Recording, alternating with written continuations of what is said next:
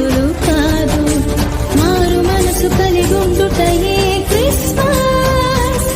అపవిత్రతను విసర్జించుటే Christmas. దైవ ప్రేమ కలిగుండుటయే Christmas. ప్రభువు కొరకు జీవించుటయే నిజ క్రిస్మస్. వచ్చింది వచ్చింది వచ్చింది క్రిస్మస్ పండుగ, మార్పు లేకుండా చేస్తే శుద్ధ దండ